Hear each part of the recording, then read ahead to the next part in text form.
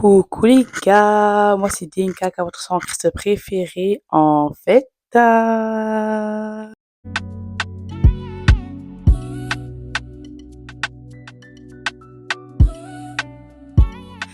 J'espère que vous allez bien, moi ça va par la grâce de Dieu. On se retrouve aujourd'hui pour une nouvelle vidéo. Ça fait longtemps que je ne me suis pas assise comme ça, je vous parle et tout. YouTube m'avait manqué. YouTube m'avait manqué. J'ai décidé de revenir avec un vlog vu qu'il y avait le NKD et tout ça, je voulais vlogger le NKD. Ensuite je me suis dit je vais faire des vidéos juste après ça. Comme je vous avais dit, chose promise, chose faite, je suis revenue pour plus partir. Là, je suis back. Je suis back in the boat. Donc là, vous voyez, là, j'ai mon petit micro et tout, genre, faire un petit genre. J'ai mon petit micro, faire un petit genre. Et donc aujourd'hui, on se retrouve pour une nouvelle vidéo. Et comme vous voyez, je suis assise dans le calme et tout parce que la vidéo que je vais tourner aujourd'hui est une vidéo que je voulais tourner après le mois de septembre, parce que le mois de septembre, chez moi à l'église, mon église qui est Faith Blues Ministry, FBM, l'église du visionnaire prophète Romano et de sa femme Maman Grace. Chez nous, le mois de septembre, c'est le mois de la prière, le mois de jeûne et prière. On a jeûné pendant un mois, on a prié pendant un mois. Et durant ce un mois-là, Dieu m'a fait beaucoup de bien. J'ai été beaucoup brisée, je suis passée par beaucoup de choses pendant ce un mois. Et je tenais vraiment à faire cette vidéo, en fait, pour dire certaines choses à mon ancienne moi ou à la personne que j'étais avant le jeûne, parce que moi je crois que avant ce jeûne et après ce jeûne j'ai eu un avant et un après. Comme Jésus par exemple est parti dans le désert après les 40 jours de jeûne et prière, il y a eu un Jésus avant le jeûne et un Jésus après le jeûne. Donc moi aussi je crois qu'il y a eu une DNK avant le jeûne et une DNK après le jeûne. Donc comme vous avez pu voir dans le titre, cette vidéo s'intitule 7 choses, je crois 8 choses que j'aimerais dire à mon ancienne moi. Certaines choses que j'aimerais dire à mon ancienne moi après ce un mois de jeûne et prière. Et j'espère que c'est 10 choses ou c'est 8 choses, je sais plus combien de choses j'ai écrit. En tout cas, je les ai écrites comme ça, je n'ai pas oublié. Mais j'espère que ces choses que j'ai écrites, non seulement ça peut vous donner certains conseils, mais que ça peut aussi vous édifier et vous aider aussi dans votre marche avec Christ. Du coup, voilà, c'est parti. Donc la première chose que j'aimerais me dire à mon ancienne moi ou à moi-même ou à vous, les personnes qui regardent, j'ai écrit « N'oublie jamais ton identité ». Vous savez, avant ce mois de jeûne, du coup on était en été, moi il faut savoir que j'avais promis à Dieu que cet été sera un été différent, que je serai toujours 100% en Christ. Parce qu'il faut savoir que les étés passés, je vais pas dire que j'étais pas en Christ durant l'été, mais genre quand on arrivait vers les mois d'été, j'étais vraiment en mode oli oli, en mode pétage. Vous voyez quand on dit en mode ouais c'est l'été et tout, c'était quoi là? We outside. Ouais, voilà. Été, we outside. Cette année, j'avais dit franchement, ah voilà, this summer, I'm going to the street. J'avais dit cet été-là, il n'y a pas de streets. On va se calmer. This summer, I'm going to the church. Period. Et faut savoir que durant l'été, franchement, cet été, j'ai tenu. J'ai été correcte dans mes baskets. J'étais pas in the street, mais j'étais à la church, clairement. Mais faut savoir que malgré que j'étais à l'église, je ne savais toujours pas qui j'étais réellement. Pourtant, ça fait quand même 4 ans que je suis en Christ. Je me suis baptisée l'année dernière. Comme vous avez pu voir si j'avais fait un vlog par rapport à mon baptême. Je me suis baptisée l'année dernière. Je sers à l'église en tant que chantre. Donc, en fait, je sers l'Éternel, mais je ne savais pas vraiment qui j'étais et je ne savais pas non plus vraiment ce que Dieu attendait de moi. Vous voyez. Du coup, après le mois d'été, quand on est rentré en septembre, durant le mois de jeûne et prière, j'ai dit Seigneur, en ce mois, je veux que tu me parles. J'ai eu beaucoup de prophéties, beaucoup de personnes ont prophétisé sur moi par rapport à mon ministère, par rapport à ce que je suis appelée à faire. Mais malgré tout cela, j'arrive toujours pas à savoir qui je suis réellement. Donc Seigneur, en ce mois de septembre, révèle-moi mon identité. Et il faut savoir que durant le mois de septembre, je me suis vraiment décidée de me mettre vraiment à fond dans le jeûne, genre. Parce que j'ai déjà participé à ce jeûne de mois et prière, mais je crois que cette année, c'est vraiment la première fois que j'ai vraiment participé en étant sérieuse. En étant consacrée, en ayant coupé mes réseaux pendant un certain temps. Vraiment prendre ce jeûne au sérieux. J'avais une intensité de prière de fou malade. Donc franchement, j'étais très consacrée, très concentrée. Et durant ce mois de prière, Dieu m'a vraiment révélé la personne que j'étais, mon identité. Et à travers de cela, j'ai vraiment compris que je n'avais pas le droit d'oublier mon identité. Parce que quand j'oublie mon identité, j'ai l'habitude de me mélanger avec certaines personnes qui ne sont pas comme moi. Et quand tu te mélanges avec certaines personnes qui ne sont pas comme toi, tu oublies en fait la personne que tu es. Mais durant ce mois de jeûne, j'ai compris qu'en fait, je dois pas être comme un caméléon, mais je dois être comme Jésus. Qu'est-ce que je veux dire par là? Un caméléon, quand il est dans un certain environnement, il prend la couleur de l'environnement. Jésus, c'est totalement le contraire. Jésus, lui, quand il arrive dans un environnement, c'est pas l'environnement qui l'impacte, c'est lui qui impacte l'environnement. Et j'ai compris qu'en fait, c'est ça, en fait, que je dois être. Je dois être en capacité d'impacter mon environnement et c'est pas mon environnement qui doit m'impacter. Et avant ce jeûne, j'étais le genre de personne qui se laissait impacter par son environnement. Je me laissais impacter par les personnes avec qui j'étais, par l'environnement où j'étais. Et puis, après ce jeûne, j'ai compris, en fait, Damaris, non, n'oublie pas qui t'es parce que déjà, il y a des vies qui dépendent de la personne que tu es. Des personnes te prennent comme exemple que tu veuilles ou que tu ne veuilles pas. Tu es une personnalité publique, tu parles de Christ sur les réseaux, tu exposes ta foi. Les gens te prennent pour exemple et toi, si tu te comportes d'une certaine façon, les gens vont se dire, mais oh, elle prie Jésus, mais elle se comporte comme une païenne. C'est pas très correct, vous voyez. Et du coup, je me suis dit, en fait, après ce jeûne, ce que j'aimerais dire à moi-même, n'oublie jamais ton identité. Ne sois pas un caméléon, mais sois une mini Jésus. Impacte ton environnement, impacte les gens par ton comportement et par la personne que tu es. Et franchement, ça, c'est vraiment, le premier conseil que j'ai écrit, c'est vraiment ça, parce que j'ai vraiment l'habitude d'oublier qui je suis. Mais franchement, durant ce mois de prière, quand je me suis entendue prier, quand je me suis entendue adorer, quand je me suis entendue faire plein de choses pour Christ, quand je me suis vue, je me suis dit, en fait, ça, c'est moi. Cette personne qui prie, qui adore, qui sert le Seigneur avec un cœur pur, ça, c'est moi. La personne que j'étais avant le jeûne, qui sort, qui fait ça, c'est pas moi. Elle, là, pendant ce mois de septembre, c'est moi. Et c'est celle que je dois rester tout au long de ma vie, en fait. Clairement, parce que c'est celle que Dieu m'appelle à être. Vous voyez? Donc, franchement, premier conseil, les gars, que je me donne à moi-même et que je donne aussi à vous, n'oubliez jamais votre identité. N'oubliez jamais qui vous êtes en Christ. C'est très, très important. C'est super. La deuxième chose que j'ai écrite, que j'aimerais dire à moi-même et que j'aimerais vous dire à vous, mes chers téléspectateurs, cherchez toujours plus. Vous savez, avant le mois de septembre, j'étais le genre de personne qui désirait plus de Christ, mais qui ne cherchait pas à aller en profondeur. En fait, je restais sur la surface et je me contentais de ce que je recevais sur la surface. Je vous jure que durant le mois de septembre, j'ai compris qu'il n'y avait rien à gratter sur la surface. Les gars, il n'y a rien à gratter sur la surface. La parole dit qu'on connaît en partie. On connaît Dieu en partie. En fait, il y a plus. Il y a plus. Ce que tu penses connaître, là, ce que tu penses que non, c'est bon et tout, c'est bon, il y a plus. Cherche toujours à atteindre une autre dimension parce que, comme on dit, mieux vaut la fin d'une chose que son commencement. Mais ce qu'on oublie, c'est que à la fin d'une chose, il y a un nouveau commencement. Après ce commencement, il y a encore un autre commencement. En fait, c'est tout le temps comme ça. Il y a toujours de nouveaux commencements et de nouvelles dimensions. En fait, cherchez toujours à avoir plus de Christ, plus de Dieu, plus de sa présence, plus de son intensité. Parce qu'en fait, la dimension où tu demeures, il y a une dimension au-dessus. Vous voyez? Et moi, avant le jeûne, j'étais une genre de personne qui se contentait de ce que je recevais à la surface. J'allais pas en profondeur. Je sais pas si j'avais peur ou j'avais la flemme, mais en tout cas, je cherchais pas à aller en profondeur. Je vous jure qu'en septembre, ma chair était fatiguée. Mais j'aime me dire souvent que ma chair peut être fatiguée de chercher Christ. Mais tant que mon esprit est disposé à le chercher, mais ma chair va souffrir. Ma chair va souffrir. Et pendant ce mois de septembre, ma chair a vraiment souffert. Parce que déjà que je mangeais pas de viande et que j'étais en intensité de fire. Ma chair a souffert, mais ça en valait la peine. Parce que j'ai clairement vu que quand je suis sortie de ce mois de jeûne, mon parler en langue a shifté. Mes dons se sont... comment on dit ça? Se sont amplifiés. Mes dons se sont amplifiés. Mon parler en langue a changé. Mon niveau d'adoration a aussi shifté. J'adore d'une autre manière. Je chante d'une autre manière. En fait, je vous jure qu'en cherchant plus de Christ, Dieu a vu aussi ma soif, Dieu a vu mon cœur et il m'a aussi accordé ce plus. Mais malgré qu'il m'a accordé ce plus après ce jeûne, pourquoi j'ai écrit cherche toujours plus? Parce que je sais que je peux pas me limiter à ce que j'ai reçu durant ce mois de septembre. Vous voyez?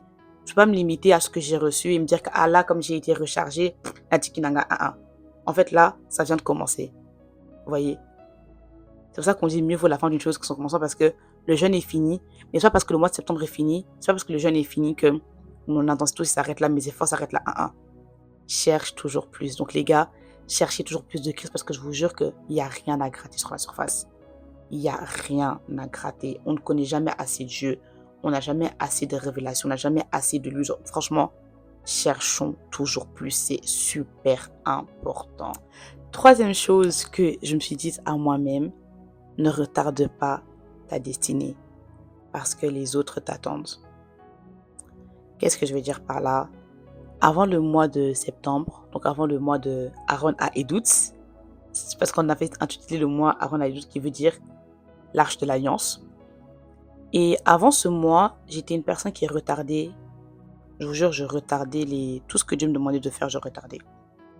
Je retardais YouTube, vous-même vous avez vu, ma dernière vidéo elle datait de je ne sais pas quand, je suis revenue là maintenant. Je retardais tout ce que Dieu me demandait de faire. Mais vraiment, tous mes projets, je retardais. Mon appel, mon ministère, donc tout ce que Dieu me demandait de faire, je retardais. Quand on arrive au mois de septembre, j'ai dit Seigneur, redonne-moi la force de reprendre ce que tu me demandes de faire parce que je sais que c'est important. Il y a un verset de la Bible qui dit que le monde attend avec un ardent désir le réveil des fils de Dieu, si je ne me trompe pas. Je vais mettre le verset ici. Mais c'est quelque chose dans le sort. Et je me dis aussi que, en fait, quand je retarde ma destinée, sans m'en rendre compte, je retarde aussi la destinée des personnes à qui leurs destinées sont attachées à ma destinée. Vous savez, des fois, quand vous regardez ce que Dieu vous demande de faire, quand vous fouillez comme les Jonas là, quand vous faites les Jonas, sachez que il y a des personnes, leur vie dépend de vos vies. Leur destinée dépend de votre destinée. Donc, si vous retardez votre appel, si vous retardez ce que Dieu vous demande de faire, ces personnes aussi sont retardées dans leur propre destinée. Et depuis que j'ai capté ça, je vous jure, hein, j'ai tout repris en main. Les réseaux, mon ministère, j'ai tout repris en main. Tout. Comme vous voyez, là, je suis active partout. C'est parce que je sais que je gagne des âmes à travers de cela. Je vous jure que dès que je suis revenue sur les réseaux, dès que j'ai recommencé à faire ce que Dieu me demande de faire, j'ai eu plein de messages, des témoignages, des messages. Plein. Je me suis dit, Seigneur, merci parce que c'est le fardeau des âmes que tu m'as donné, c'est le fardeau que tu m'as donné. Et merci de m'avoir donné cette force de reprendre parce que je me suis rendu compte que j'ai mis en pause ton œuvre sans me rendre compte que quand je mets en pause ton œuvre, je mets en pause la destinée de certaines personnes. Donc les gars, ne retardez pas votre destinée parce que les autres vous attendent. Le monde nous attend. Nous sommes les Bibles que certaines personnes ne liront peut-être jamais de leur vie. Nous sommes les mini-Jésus que les gens voient sur terre et nous, on est là, on se comporte comme si on s'en foutait un peu. Non, ne retardez pas votre destinée, les gars, je vous jure. Voyez le monde ici, il n'a rien à nous offrir. Je vous jure, mon témoignage suivra durant ces séries de vidéos, mais après avoir été dans le monde, j'ai compris vraiment que le monde n'a rien à m'offrir. Je vous jure, je suis venue à Christ, je suis retournée dans le monde, ça m'a giflé, rend tout laisse. Et je suis revenue à Christ parce que j'ai compris que le monde n'avait rien à m'offrir et qu'il n'y a rien à gratter là-bas. Et la vraie joie, c'est ici. La vraie vie, c'est en Jésus-Christ. Et la vraie destinée, c'est en Jésus-Christ. Donc franchement, les gars, ne retardons pas notre destinée parce qu'il y a des vies qui en dépendent. Dis-toi, tu retardes ta destinée, tu retardes la destinée de quelqu'un d'autre. À chaque fois que tu es fatigué, à chaque fois que tu n'en peux plus, dis-toi, Seigneur, j'en peux plus, mais parce que tu m'as donné le fardeau, parce que tu m'as donné cette mission, Père, je vais le faire. Parce que non seulement je le fais pour moi, mais je vais pour les autres. N'oublions pas qu'on n'a pas été loin pour nous-mêmes. N'oublions pas que les dons que Dieu nous a donnés, ce n'est pas pour nous, c'est pour les autres. Donc franchement, les gars, ne retardez pas votre destinée. Quatrième chose que j'ai écrit, que je me dis à moi-même, et que je dis c'est à vous, respectez vos interdits. Voyez ça là, respectez vos interdits. Je vais vous montrer une page dans mon cahier que j'avais écrit avant le mois de septembre. J'avais écrit ça, c'était une lettre que j'avais écrite à Jésus, parce que moi j'ai souvent l'habitude d'écrire mes méditations en papier sur mon téléphone, mais je préfère en papier parce que les écrits ne partent jamais. Et j'avais écrit certains interdits à Christ. C'était le 30 juin 2024, c'était un dimanche, après avoir eu un culte qui parlait de l'alliance. J'avais écrit une lettre à Jésus où j'avais listé certaines choses que je me mettais des interdits, comme vous pouvez voir juste ici. J'ai écrit, comment vous dire qu'en été, j'ai pas respecté ces interdits. Et ça m'a giflé. Moi, je comprenais pas. Je pleure. Ça m'a giflé. Comme par hasard, quand on arrive en septembre, je vois le nom du, comme je vous ai dit là auparavant, le nom du mois, c'est quoi? L'Arche de l'Alliance. Aaron à Edout. Je me dis ça, c'est pas un hasard. Ça, c'est un signe que Dieu veut que je renouvelle mon alliance avec lui. Après ce mois de jeûne et prière, Je ne l'ai pas encore fait, mais je vais le faire. Je me suis dit, je vais écrire, je vais relister les interdits que Dieu m'avait donnés. Et maintenant, cette fois-ci, je vais les respecter. Vous savez que des fois, quand tu veux que Dieu fasse quelque chose pour toi, tu n'as même pas besoin de beaucoup parler. Reliste seulement ce que... En fait, des fois, moi, quand je prie et que je demande quelque chose à Dieu, je parle pas beaucoup. Je dis, Seigneur, ouvre ton livre de souvenirs et rappelle-toi. Et vous voyez ça a une grande puissance. En fait, quand on se met des interdits et qu'on les respecte, et que Dieu voit aussi que tu respectes ces interdits qu'il t'a donnés, et que tu t'es donné à toi-même, et que tu t'es promis de respecter, tu as pris en engagement devant le Seigneur, je vous jure que Dieu ne manquera pas à te bénir, et Dieu ne manquera pas à te répondre à ta prière. Et je l'ai expérimenté durant ce mois de jeûne et prière, quand je me suis reprise en main et j'ai repris les interdits que Dieu m'avait donnés. Je demandais quelque chose, paf. Je priais, paf. Parce que je respectais mes interdits. Des fois, on ne se rend pas compte, hein, mais quand on promet quelque chose à Dieu, Dieu, il entend. Ça part pas en mode en vain quand tu promets personne à un enfant ou je sais pas, non. Dieu, c'est pas un enfant, c'est pas un humain. Donc, quand tu lui promets quelque chose, ça reste. Quand on dit que les paroles, là, notre bouche, là, ça, le contrôle, ça donne la vie ou la mort. Faut faire attention à ce qu'on dit, hein. Quand tu fais des prières que tu sais que tu vas pas, quand tu fais des promesses à Dieu que tu sais que tu vas pas respecter, tais-toi. Parce que sinon, tout laisse. Moi, j'ai fait des promesses à Dieu, tout laisse. Ça va gifler. Mais quand on arrive en septembre, j'ai repris mes interdits. Je vous jure que j'ai vu vraiment la différence. Quand je demandais quelque chose à Dieu, je lui dis, Seigneur, ouvre ton livre de souvenirs, pitié. Dieu, il n'allait pas tarder à répondre. Paf, il répondait. Donc franchement, un truc que j'aimerais me dire à moi-même, respecte tes interdits. Toi aussi qui me regardes, respecte tes interdits. C'est très important de respecter ce qu'on dit au Seigneur. Parce que c'est pas... En fait, il faut se dire que je ne fais pas un engagement envers n'importe qui. Je fais un engagement envers un Dieu, envers une seigneurie. Et je me dois de le respecter. Parce que ce Dieu-là, c'est pas n'importe qui. Et quand moi, je respecte mes engagements envers lui, lui aussi respectera ses engagements envers moi. Pourquoi Dieu ne te bénirait pas? Pourquoi Dieu ne te donnerait pas ce que tu veux, ce que tu demandes avec un cœur sincère, si toi, en retour, tu as respecté ce qu'il t'a demandé de faire, tu vois? Donc franchement, les gars, respectez vos interdits. C'est super, super. Ça, c'est un des trucs préférés que j'ai écrit. Donc, je crois là, on est au cinquième. Au cinquième, oui. Il y en a 7 au total. 7, le chiffre parfait de Dieu. Il y en a 7 au total. Donc, j'ai écrit « Ne te plains pas quand tu ne vois pas le bout du tunnel, car tu ne sais pas ce qui se passe au ciel. » Pourquoi j'ai écrit ça? Je fais référence à l'histoire de Job. On connaît tous l'histoire de Job, comment, voilà, il avait tout, et puis tout lui a été pris. Et malgré que tout lui a été pris, il n'a jamais eu l'audace de mépriser Dieu ou de quoi que ce soit. Moi, ce que j'aime le plus dans cette histoire, c'est le début.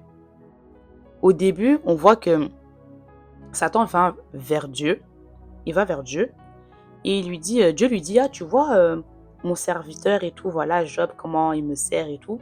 Satan lui a dit, oui, il te sert comme ça parce que tu lui as donné tous ses biens matériaux. Tu lui as donné tous ses biens, tout ça, la richesse, les enfants, la femme, tout ce qu'il veut, il a. Retire-lui tout ce qu'il a, tu verras qu'il ne te servira plus. Dieu a dit à Satan, prends-lui tout, mais épargne-lui sa vie. Satan aussi est parti, il a tout pris. Job, il était là, il ne comprenait pas, il pleurait. Ses amis lui disaient, mais ton Dieu est là, façon. Sa femme aussi, oh mais méprise ton Dieu là, tu vois pas ton Dieu là, tu continues à prier ton Dieu là. Alors que ton Dieu là, regarde ce que ton Dieu là, il a fait là. Et Job, il était là, mais non, moi je ne mépriserai jamais mon Dieu. On connaît tous l'histoire, aussi la fin. Job a tout repris. Pourquoi je me suis restée focus au début? C'est parce qu'en fait, des fois, on se plaint de ce qui se passe dans nos vies, mais on ne sait pas ce qui se passe au ciel. Job ne comprenait pas ce qui se passait, mais malgré ça, il ne s'est pas plaint. Il se posait des questions, certes, mais il ne s'est pas plaint. Nous, le problème qu'on a en tant qu'humain, c'est que on se plaint. Des fois même, je me compte dedans, hein, des fois même, on est là, on méprise Dieu, on déteste Dieu pour certaines choses, on condamne Dieu pour certaines choses. Franchement, je me condamne parce que moi, c'est ce que j'ai fait. J'ai condamné Dieu et tout pour certaines choses qui m'arrivent parce que durant le mois de juillet et août, c'était pas vraiment les meilleurs mois de ma vie. J'en reviendrai sur une vidéo prochainement. J'étais super triste et j'en voulais à Dieu parce que je me dis, mais en fait, Seigneur, moi, je te sers. Je t'ai consacré toute ma vie entière. C'est vrai que je suis pas la meilleure des chrétiennes. Je suis pas la meilleure. Il y a des gens qui te servent plus que des gens qui te servent plus que moi. Mais je te connais, je te sers, je t'ai consacré ma jeunesse. Je fais tout pour te ressembler, mais vraiment tout. Pourquoi tu as permis que cela arrive? Pourquoi tu permets que autant de malheurs me arrivent successifs comme ça en un mois en plus? Pourquoi tu fais ça? Et j'en voulais tellement à Dieu. Et puis je me suis posé, j'ai lu l'histoire de Job, j'ai dit, Damaris, mais tu te plains, mais est-ce que tu sais les conversations que Dieu a au ciel? Est-ce que tu sais ce qui se passe au ciel? Et si c'est Dieu qui a permis tout ce qui se passe? Tu sais pas. Maintenant, toi, si je te demande, tu te plains, tu condamnes Dieu, ok. Est-ce que tu sais ce qui se passe au ciel? Et si c'est Dieu qui a permis tout cela pour voir si tu continueras à le servir malgré les difficultés? Est-ce que si tu savais si c'est Dieu qui est en train de pas de te tester, mais de t'éprouver, est-ce que tu seras en train de le mépriser comme tu le maîtrises maintenant? Est-ce que tu seras en train de le condamner comme tu le condamnes maintenant? Je ne pense pas. Donc franchement les gars, avant de condamner Dieu par rapport à quelque chose, n'oublions pas qu'on ne sait pas ce qui se passe au ciel. Moi j'aime souvent dire soyons comme des Job. Job, on lui a tout pris. Tout. Il avait tout, on l'a tout pris. Mais ce que j'aime avec Dieu, c'est que quand on perd tout dans le Seigneur, on reprend aussi tout dans le Seigneur. Et en 1000 fois mieux. Parce que comme j'ai dit là tout à l'heure, le monde n'a rien à nous donner. La vraie joie, la vraie vie, c'est en Christ. Job a tout perdu en Christ. Il a tout regagné en mieux en Christ. Donc franchement les gars, quand ça ne va pas, quand tu ne vois pas le bout du tunnel, quand tu as des problèmes, n'oublie pas que, de un, je ne sais pas ce qui se passe au ciel. Et dis-toi que Seigneur, j'ai peut-être tout perdu, mais tant que je t'ai toi, j'ai tout gagné. C'est une prière que j'ai faite durant tout le mois de septembre et durant tout le mois d'août. Quand j'allais pas bien, je disais Seigneur, je suis peut-être triste, j'ai peut-être perdu certains biens matériaux, j'ai peut-être perdu certaines choses, mais Seigneur, tant que je t'ai pas perdu toi, j'ai tout. Parce que je me plaignais, je disais Seigneur, tu m'as pris ça, tu m'as pris ça, tu m'as pris ça. J'ai tout perdu. Puis je me suis dit, Damaris, en fait, non, t'as pas tout perdu. Parce que t'as Dieu à tes côtés. Tant que t'as Dieu à tes côtés, t'as tout gagné. Donc franchement, les gars, vraiment, j'en souris parce que franchement, les gars, on se rend pas compte, mais tu peux tout perdre. Et je vous jure, tu peux tout perdre. Mais tant que t'as Dieu, t'as tout gagné. T'as tout gagné. Donc franchement, les gars, même quand vous perdez, je sais pas, un proche, un bien matériau, peu importe votre travail, vos études, tout, dites-vous que même si j'ai tout perdu, tant que j'ai Jésus, j'ai tout gagné. T'as tout gagné! L'avant-dernier que j'ai écrit, je me suis écrit, sois en capacité d'amener une certaine atmosphère, une certaine gloire partout où tu vas. Ça colle un peu avec n'oublie jamais ton identité. Mais après moi j'ai écrit ça parce que je suis chantre, comme je vous ai dit. Et j'ai regardé récemment le podcast qui a été fait par David Izzy il n'y a pas longtemps. Je vous mettrai le lien parce que j'ai beaucoup aimé. Il disait que l'atmosphère ne se crée pas. Il disait quoi? L'atmosphère ne se crée pas, mais elle s'emmène, quelque chose comme ça. Bref, je vais écrire ici ce qu'il a dit. Mais cette phrase, elle m'a vraiment, c'est resté coincé dans ma tête. Parce qu'en tant que chantre, ou en tant que chrétien tout court, quand je prie, quand je chante, quand je fais quelque chose, toute activité spirituelle, le plus important est qu'une atmosphère soit... Il faut qu'une atmosphère soit suivie de ce que tu es en train de faire. Et avant le mois de jeûne et prière, je remarquais que quand je chantais, ou quand je priais, ou quand je faisais une certaine activité spirituelle, je ne sentais pas forcément... Pas que je ne ressentais pas forcément la présence de Dieu, mais il me manquait l'intensité que je cherchais. Vous voyez, des fois, il y a des personnes, quand elles ouvrent la bouche pour chanter, pour parler, je sais pas comment vous expliquer, mais genre... Je sais pas, tu ressens des frissons. Et moi, c'est ça la dimension que je voulais. Genre quand je chante, surtout quand je chante ou quand je prêche, quand je parle, je voulais que dès que j'ouvre la bouche, qu'il y ait une certaine gloire qui se manifeste. Et avant le mois de septembre, je pense... Enfin, d'autres personnes disaient que si, mais certes, je manifestais peut-être une certaine gloire, mais pour moi, c'est pas assez. C'est pas ça que je voulais relâcher. Je voulais relâcher plus. Et quand on arrivait dans le mois de septembre, on parlait de l'arche de l'alliance, de la gloire qui accompagne cette arche. Et j'ai compris que Damaris, si tu es une porteuse de l'arche, tu dois être en capacité d'emmener cette gloire partout où tu vas. Jésus, partout où il allait, la gloire se manifestait. Il n'était même pas obligé de faire beaucoup. Il n'avait seulement qu'à parler et la gloire se manifestait. La parole déclare que nous devons être en capacité de faire comme Christ et même plus. Qu'on doit être en capacité de faire les mêmes œuvres que lui et même plus.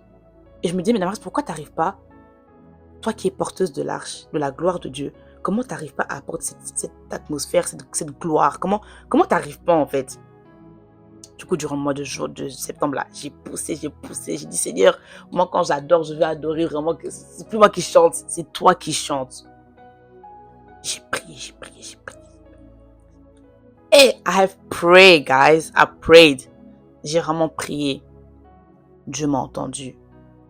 Et je pense quand même que Dieu m'a exaucé parce que j'ai quand même remarqué une différence de comment je prie et comment je chante aujourd'hui. Pour revenir à nos moutons, en tant que chrétien, on doit être en capacité d'amener, pour moi, une certaine gloire, atmosphère là où on va. Pourquoi je dis ça? Parce que Christ, là où il résidait, il y avait la gloire. En tant que chrétien, tu es un mini Jésus, tu es une mini Jésus. En tant que mini Jésus, tu es en capacité aussi d'amener une certaine gloire. Le jour où j'ai remarqué que j'étais... Parce qu'en fait, avant, j'avais l'impression que ce que je réussissais à dégager dépendait de l'église. Parce que par exemple, quand j'étais à l'église, j'étais en capacité de relâcher cela ou de ressentir cela. Mais quand j'étais en dehors de l'église, je ne ressentais pas ce que je ressentais à l'église. Et je me suis dit, Damaris, il faut que ça s'arrête. Parce que ce que tu ressens, ce que tu dégages ne peut pas dépendre du lieu où tu te trouves. Oui, d'accord, ton église, c'est ta maison mère, c'est l'atmosphère qui est créée, c'est le lieu où Dieu parle, le lieu où Dieu agit, tout ça là, yes, but ça ne peut pas dépendre du lieu où tu es. Ce que tu dégages, la personne que tu es, la gloire que tu transportes, en fait, ne peut pas dépendre d'un lieu. Ça doit dépendre de toi et de la relation que tu as avec Christ. Et c'est là où j'ai envie d'en venir aussi. Un point que j'ai envie de rajouter, c'est que sois en capacité d'amener une certaine gloire, mais surtout, et une intimité avec Christ. Parce qu'en fait, on ne se rend pas compte, mais quand on a une certaine intimité avec le Seigneur, c'est comme ça qu'on est en capacité d'amener cette gloire, en capacité d'emmener son arche partout où on va. Christ avait une intimité avec le Père. Et c'est ça qui le permettait à le faire certains miracles. Et nous aussi, en tant que ses co-héritiers, en tant que ses enfants, en tant que chrétiens, en fait, on doit être en capacité d'amener cette gloire. Mais cette gloire nécessite une intimité. Tu peux pas manifester une personne sans connaître une personne. Tu ne peux pas manifester une personne, tu ne peux pas faire comme une personne sans connaître cette personne. Donc, en fait, tout ça résume à quoi? Retournez à votre source. En fait, comme j'ai dit, retournez à votre source et cherchez toujours plus. Il n'y a rien à gratter. En fait, si tu restes sur la surface, tu ne seras pas en capacité d'être une porteuse, d'être un porteur de l'arche. Il faut que tu cherches plus de Christ. Il faut que tu recherches à avoir une intimité avec le Seigneur, une intimité avec le Saint-Esprit. En fait, il faut que toi et le Seigneur, vous puissiez faire un. En fait, Galates 2:20 dit que c'est plus moi qui vis, c'est Christ qui vit en moi. Mais comment toi tu peux déclarer ces choses, mais tu n'es même pas en capacité d'amener cette gloire quelque part? Ta gloire, non, en fait, ce que tu dégages dépend du lieu où tu es. Moi, quand j'ai vu que j'étais comme ça, je me suis dit, Damaris, on ne peut pas continuer comme ça. Et après ce mois de septembre, aujourd'hui, je suis contente que je peux dire que mon intimité avec le Seigneur s'est agrandie et que je suis en capacité de le manifester parce que au plus je lis la parole, au plus je médite, au plus j'adore, au plus je cherche à le ressembler, il se manifeste automatiquement. C'est même plus forcé. Et en fait, ça doit être comme ça tous les jours. Tu dois pas forcer en fait parce que tu dois manifester la personne qui est en toi. C'est pas forcé, ça doit être naturel parce que tu as une intimité avec cette personne, vous voyez. Donc franchement, cherchez à manifester le Seigneur et soyez en capacité d'amener une certaine gloire où vous allez parce que tu es un porteur de l'arche. Et cette arche de l'alliance a une certaine gloire. Tu portes cette gloire, mais tu pourrais qu'être en capacité de porter cette gloire si tu as une intimité avec le Seigneur. Amen, amen. La dernière chose que j'ai écrite, que j'aimerais me dire à moi-même et à vous aussi, pour moi, je crois que c'est le plus important, c'est n'arrête jamais de prier et garde ton intensité. Vous savez, des fois, les chrétiens, je me compte dedans, on a l'habitude, tu viens de passer un moment d'intensité, pendant un mois, tu as prié, tu as jeûné, tu as médité, donc tu es de fire. Et dès que tu ressors de ce mois-là, tout ce que tu as reçu plouf, toute l'intensité là plouf, ta vie de prière plouf, donc tout plouf. C'est pas bien. Clairement, c'est pas bien. En fait, en même temps, je me parle même parce que moi, j'étais habituée que quand un jeûne était terminé, toute l'intensité, tout comment j'étais la fire, plouf. J'ai abandonné totalement parce que je me suis dit que c'est bon, je me suis assez rechargée. Ça ne fonctionne pas comme ça. Comme je vous ai dit, il n'y a rien à gratter sur la surface. Il faut toujours chercher à avoir plus. Il faut aller chercher. Vous voyez, dans les profondeurs, c'est dans les profondeurs qu'il y a les vrais bails. C'est dans les profondeurs qu'on pêche les gros poissons, les gars. C'est dans les profondeurs aussi qu'on a plus d'expérience spirituelle. Donc franchement, un truc que je peux dire, c'est n'arrêtez jamais de prier.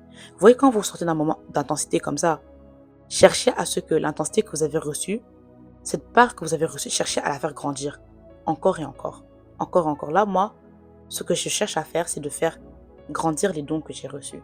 Développer encore mon parler en langue. Développer ma façon de méditer. Développer ma façon de chercher le Seigneur. Développer ma façon d'adorer. Développer, mais en fait, tout, que tout soit développé, que tout puisse... Oh, les gars, le français, c'est difficile, hein, la vérité. Quand je parle le néerlandais, je parle l'anglais, le français, là, en anglais, on dit expanse. Je crois que vous m'avez compris. Genre, cherchez à ce que tout ce que vous avez reçu après un moment d'intensité puisse rester et que ça puisse aussi s'agrandir. N'arrêtez jamais de prier. Voyez ça, la prière, c'est la source de tout. La parole nous dit, priez sans cesse. C'est pas pour rien que la parole nous demande de prier tous les jours. N'arrêtez jamais de prier. Cherchez toujours à prier, prier, prier. Même quand tu es fatigué. Be a prayer warrior because la prière sauve. La prière guérit. La prière, ça fait du bien. Ça te recharge en fait. Moi, j'aime souvent dire que, en fait, la prière, c'est l'oxygène de notre esprit. Vous voyez, nous, en tant qu'humains, pour vivre, on a besoin de l'oxygène, du souffle de vie pour pouvoir vivre. Et si on n'a pas d'oxygène, on ne vit pas, on ne respire pas. Notre esprit, c'est pareil. Il a besoin de la prière pour vivre. Si toi, tu ne pries pas, ton esprit meurt. Et si ton esprit meurt, comment est-ce que tu veux que Christ vienne vivre en toi? Il ne peut pas, parce que ton esprit est mort. En fait, il faut que ton esprit vive. Et comment est-ce que ton esprit vit? C'est en le nourrissant de la parole de Dieu, mais au-dessus de cela, en priant. Parce que c'est la prière qui maintient ton esprit en vie. Donc franchement, les gars, priez sans cesse. Dieu ne nous a pas demandé, s'il vous plaît, est-ce que... Non. Prier, c'est un ordre. Même si à la fin, il n'y a pas de point d'exclamation là. Ezakaka, ordre. Priez sans cesse. Ne cessez jamais de prier. Même quand ça ne va pas, prie. Quand ça va bien, prie. Quand... Prie. Priez, parce que c'est super important. Des fois, on néglige notre vie de prière alors que c'est la chose qu'on ne peut même pas négliger. C'est une chose, on ne peut pas... Dans la prière, tu grandis, ça te fait du bien, tu as une intimité. En fait, des fois, on oublie que la prière, hein, c'est un dialogue avec le Seigneur. Et quand j'ai prie, je ne parle même pas seulement des prières intensives en mode... tu montes en langue et tout, non. Vous savez, des fois, prier, c'est vraiment... Comme là, je suis assis, je m'assois, j'ai même pas besoin de fermer les yeux. Je mets une instru, même sans instru, je parle à haute voix. Prier de base, c'est communiquer avec le Seigneur. Pas besoin, Dieu n'a pas besoin de grands français. Dieu a juste besoin d'un cœur sincère qui vient vers lui en sa présence et qui lui parle. Malgré que tout ce que tu lui dis là, il sait déjà, mais Dieu aime qu'on vienne vers lui parce qu'il est comme un père pour nous. Il aime qu'on vienne vers lui comme ses enfants et lui dire en fait, lui parler, lui dire ce qui va pas, lui dire ce qui va, lui exprimer notre joie, notre tristesse. Vous voyez ce que je veux dire, genre, la même façon dont tu prends toujours ton téléphone pour parler avec tes amis jusqu'à je sais pas quelle heure. La même façon dont tu prends ton téléphone pour parler avec ton copain, ta copine jusqu'à je ne sais pas quelle heure. Prends aussi un temps de t'asseoir et de parler avec le Seigneur. Parce qu'il t'attend. Il t'attend, il veut parler avec toi. Il veut avoir une relation avec toi. Il veut te connaître. Malgré qu'il te connaît déjà, il veut te connaître encore plus. Donc voilà les gars, c'est la fin de cette petite vidéo YouTube. J'espère qu'elle vous aura plu. Moi ça m'a plu parce que j'ai vraiment parlé... Vous savez, j'ai toujours voulu faire des vidéos comme ça. Mais comme je vous ai dit, je retardais. Dieu depuis me disait, fais des vidéos comme ça. Moi je retardais. Parce que de base, moi j'ai créé YouTube. Quand vous allez sur ma vidéo YouTube, c'est écrit « Je suis venu ramener les brebis perdues vers le bon berger ». Parce que je sais que c'est l'appel que Dieu m'a donné. Ramener les brebis perdues vers le bon berger. Et en ces derniers mois qui restent, je vais vraiment faire l'effort d'être constante, de vous proposer plus de contenu de ce genre. Si ça vous a plu, bien sûr, même si ça vous plaît pas, je vais continuer à faire parce que c'est Dieu qui me demande de faire. Period. Donc franchement, c'est la fin de cette vidéo. J'espère que vous aura plu. Moi, ça m'a plu de la faire. On se retrouve bientôt pour une nouvelle vidéo. Sur ce, que Dieu vous bénisse, que Dieu vous protège. Comme petit mot de la fin, je peux dire, les gars, revenez à Christ. Je sais qu'on entend souvent que la fin est proche, patati patata. Mais ce que je ressens de dire aujourd'hui, ce que je ressens dans mon cœur, de dire à quelqu'un, reviens à Christ. Toi qui t'étais éloigné, toi qui ne sais pas, qui t'étais perdu dans le monde, toi qui étais chrétienne mais qui retournait dans le monde, toi qui étais chrétien mais reviens à la maison. Vous savez, vous savez pas, mais même lorsque une seule brebis revient à la maison, il y a la joie dans le ciel. Donc s'il te plaît, mon frère, ma soeur, toi qui me regardes, reviens à la maison. Jésus t'attend et Jésus t'aime. Il veut guérir ton cœur, il veut te guérir de tes blessures, il veut te guérir de tes traumas. Il veut juste que tu rentres à la maison. Lui, il est là, il a toqué à la porte de ton cœur. Maintenant, laisse-le rentrer. Ouvre cette porte. Ne sois pas si dur avec toi-même. Ouvre cette porte, laisse-le rentrer pour qu'il puisse te restaurer. Parce que souvent, on a des vides dans nos cœurs et on essaye de remplir ces vides que ces hommes ont créés par d'autres personnes, par des hommes. On essaye de remplir un vide qu'un homme a créé par un homme. On essaye de remplir ces vides que des traumas ont créés par d'autres traumas. Ça ne fonctionne pas comme ça. La seule personne qui est en capacité de remplir ce vide qui est en toi, c'est Jésus. C'est pas un slogan, c'est réel. Jésus t'aime, Jésus sauve. Jésus t'aime, Jésus sauve, Jésus guérit, Jésus bénit, Jésus fait du bien. Et il veut que tu rentres à la maison. Donc franchement, prends la décision de rentrer à la maison parce qu'il t'attend. Parole du Seigneur, que Dieu vous bénisse. Bye bye.